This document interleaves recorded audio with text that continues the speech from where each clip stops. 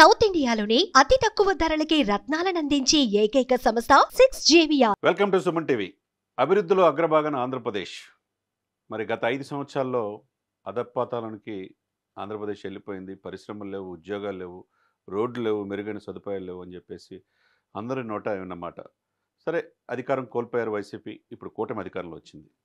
నేను ఇప్పుడు చెప్తున్నట్టుగా అభివృద్ధిలో ఇప్పుడు అగ్రభాగాన ఆంధ్రప్రదేశ్ ఎందుకు ఉంది అంటే సమర్థవంతమైన పాలన, 4.5 దశాబ్దాల సుదీర్ఘ అనుభవం ఉన్న చంద్రబాబు నాయుడు గారి యొక్క పనితీరు, పోరాట పటిమ మోదీ గారి యొక్క ఆశీస్సులతో, మొక్కవోని ధైర్యంతో, అహర్నిశలు కష్టపడే తత్వంతో ఉన్న పవన్ కళ్యాణ్ గారి యొక్క చొరవ.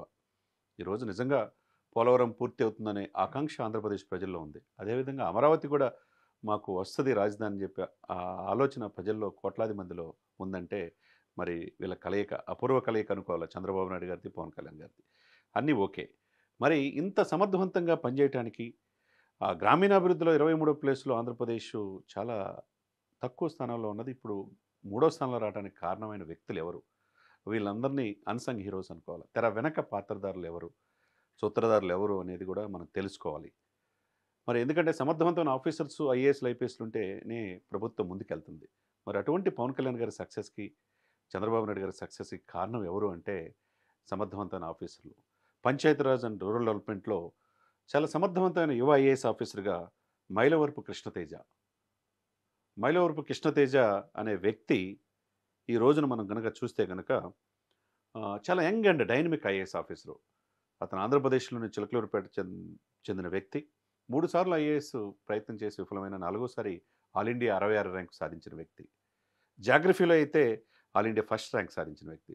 కేరళలో ఆయన పోస్టింగ్లో వెళ్ళంగానే వరదలు విపరీతమైన వచ్చేదలికి వరదలు ముంపు ప్రాంతాల్లో లక్షలాది మందిని తన తెలివితేటలతో కాపాడిన వ్యక్తి. అటువంటి మైలవరపు కృష్ణతేజని ఏరి కోరి కేంద్ర ప్రభుత్వ పెద్దలతో ఇటు చంద్రబాబు నాయుడు గారి నుంచి పవన్ కళ్యాణ్ గారు చొరవతో ఆయన తీసుకున్నారు. ఈ రోజున ఆయన శాఖలే, ఎందుకంటే పంచాయతీరాజ్, గ్రామీణాభివృద్ధి, గ్రామీణ నీటిపారుదల, తర్వాత అటవీ శాఖ, సైన్స్ అండ్ టెక్నాలజీ, ఇటువంటి కీలకమైన శాఖలన్నీ డిప్యూటీ సీఎం గారు పవన్ కళ్యాణ్ గారి దగ్గర ఉంది. మరి 1 ఇయర్ దాటి 1.5 ఇయర్ పరిపాలనలో ముందుకెళ్తున్నారు. మరి ఇన్ని రికార్డులు ఎందుకు అంటే 12,336 గ్రామాల్లో గ్రామ సభలు పెట్టారు. ఇవన్నీ కూడా చంద్రబాబు నాయుడు గారు కూడా ఒక సందర్భంలో ప్రశంసించారు. నాకు కూడా ఈ ఆలోచన రాలేదంటే అది పవన్ కళ్యాణ్ గారికి, కృష్ణతేజకి వచ్చిన ఆలోచనలు. ఇప్పుడు పంచాయతీరాజ్ అండ్ రూరల్ డెవలప్మెంట్ ఈ రెండింటికి కూడా కమిషనర్గా మైలవరపు కృష్ణతేజ ఉన్నారు. చాలామంది ఐఏఎస్ ఆఫీసర్స్ వస్తుంటారు, పోతుంటారు. మరి 5 సంవత్సరాల పాలనలో ప్రభుత్వాన్ని మెప్పించే వాళ్ళు ఉంటారు, ప్రభుత్వాన్ని వ్యతిరేకంగా చేసేవాళ్ళు ఉంటారు. అనేక కేసులతో ఇప్పుడు కూడా శ్రీలక్ష్మి లాంటి ఐఏఎస్ ఆఫీసర్స్ ఇప్పుడు కూడా కేసులు ఎదుర్కొన్న వాళ్ళు ఉన్నారు. ఎందుకంటే ఎవరు ఎప్పుడు వచ్చారనేది కాదు, ప్రయత్నం చేసి సక్సెస్ అయ్యారనేది. రాష్ట్రం కేరళ వెళ్ళి ఒక ఆదర్శవంతమైన ఐఏఎస్ ఆఫీసర్గా లక్షలాది మందిని కాపాడాడంటే వరదల్లో, మరి దాన్ని బట్టి ఏమనుకోవాలా? అటువంటి కృష్ణతేజని నేటి స్ఫూర్తిగా మనం తీసుకోవాలా. అతను అగ్రికల్చర్లో కావచ్చు, తర్వాత టూరిజంలో కావచ్చు, లేకపోతే ఆయన హెల్త్ అండ్ ఎడ్యుకేషన్లో కావచ్చు, మరింత సంస్కరణలు కేరళ తీసుకొచ్చి దేశంలోనే ఆదర్శవంతమైన ఐఏఎస్ ఆఫీసర్గా ఉన్నారు. అతను ఏరికోరి డిప్యుటేషన్ మీద ఆంధ్రప్రదేశ్ తీసుకున్నారు. ఈ 1 ఇయర్లోనే అతను చూపించిన ప్రతిభ ఏంటంటే 12,336 గ్రామాల్లో గ్రామ సభలు పెట్టి వరల్డ్ రికార్డ్ సాధించడం. గ్రామీణాభివృద్ధి 2వ పాయింట్. గ్రామీణాభివృద్ధిలో 23 ప్లేస్లో ఉన్న ఆంధ్రప్రదేశ్ని 3వ స్థానానికి తీసుకురావటం. 3వ పాయింట్, అధికారుల్లో ఒక బాధ్యత తీసుకురావటం. గ్రామీణ నీటిపారుదల కావచ్చు, రోడ్లు కావచ్చు, పంచాయతీలకి, ఎందుకంటే 400 గ్రామాలకి 400 లక్షలు అంటే 4 కోట్ల రూపాయలు సొంత డబ్బులు పవన్ కళ్యాణ్ గారు ఇచ్చారు. అంటే పల్లెటూర్లు బాగుంటేనే, గ్రామాలు బాగుంటేనే దేశం బాగుంటుందని ఆనాడి మహాత్మా గాంధీ గారు కావచ్చు, జవహర్లాల్ నెహ్రూ గారు చెప్పారు. మరి గ్రామాలు సస్యశ్యామలంగా ఉండాలంటే ఎవరు చేయాలా? పంచాయతీలు పూర్వవైపు రావాలా? సర్పంచులు సమర్థవంతంగా పనిచేయాలంటే వాళ్ళకి నిధులు ఉండాలి. సొంత డబ్బులే 400 గ్రామాలకి 4 కోట్ల రూపాయలు ఆ రోజు పవన్ కళ్యాణ్ గారు వెచ్చించారు. ఏదేమైనా కానీ గతంలో ఎప్పుడు లేని విధంగా దశాబ్దాల తరబడి అనేక ప్రభుత్వాలు వస్తుంటాయి, పోతుంటాయి. కానీ సమర్థవంతం చేయాలన్న తపన ఆ నాయకుల్లో ఉండాలి, ఆ నాయకులతో పాటు అధికారుల్లో ఉండాలి.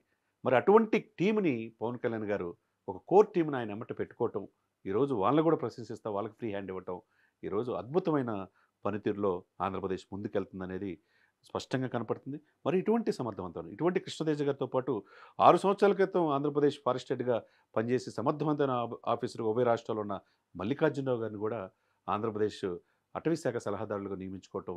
మరి దీన్ని ఏంటంటే చేయాలనే తపన. గతంలో శాఖలు, మంత్రి పదవులు, ఎవరేం శాఖలు ఉన్నారో కూడా తెలియని పరిస్థితి, వాళ్ళు ఏం చేస్తున్నారో కూడా తెలియని పరిస్థితి నుంచి ఈ రోజున ఆ శాఖల పనితీరు, అధికారుల యొక్క చొరవ వల్ల ఈరోజు అభివృద్ధిలో ఆంధ్రప్రదేశ్ అగ్రభాగాన వెళ్తుంది. కాబట్టి ఈ సందర్భంగా మైలవరపు కృష్ణతేజ లాంటి ఆఫీసర్సు మరింత మంది ఆంధ్రప్రదేశ్‌కి కావాలి. ఆంధ్రప్రదేశ్‌లో ఈ చాలా ఇబ్బందులు గత 5 సంవత్సరాలు ఎదుర్కొన్నారు. ఆ ఇబ్బందుల నుంచి అగ్రభాగాన వెళ్ళాలి అంటే 8,00,000 కోట్ల అభివృద్ధి పనులు జరుగుతుంది. అమరావతి పనులు శరవేగంగా జరుగుతా ఉన్నాయి. సింగపూర్ వెళ్లి పెట్టుబడులు తేవడానికి అటు లోకేష్ గారు, చంద్రబాబు నాయుడు గారు ప్రయత్నం చేస్తున్నారు. కేంద్ర ప్రభుత్వ పెద్దలతో ఆంధ్రప్రదేశ్‌లో ఏం కావాలని ఇవ్వడానికి మోదీ గారి యొక్క ఆశీస్సులు ఉన్నాయి. కాబట్టి అన్నిటితో పాటు ఐఏఎస్‌లు, ఐపీఎస్‌లు సమర్థవంతమైన బ్యూరోక్రసీ ఉంటేనే అభివృద్ధిలో ముందుకెళ్తుంది. కాబట్టి ఈ రోజున ఈనాటి ఈ స్ఫూర్తివంతమైన young and dynamic IAS officer Mylavarapu Krishna Teja garu లాంటి ఆఫీసర్స్ కూడా మనం గుర్తెచ్చుకోవాలి. దాంట్లో భాగంగా ఆయన గతంలో చేసిన అచీవ్‌మెంట్స్ ఈరోజు డిప్యుటేషన్ మీద ఆంధ్రప్రదేశ్‌కి వచ్చి వితిన్ షార్ట్ టైమ్‌లో ఆయన చేసిన పనితీరుని నేటి అనేక మంది సీనియర్ ఐఏఎస్ ఆఫీసర్స్ కూడా ప్రశంసిస్తున్నారు.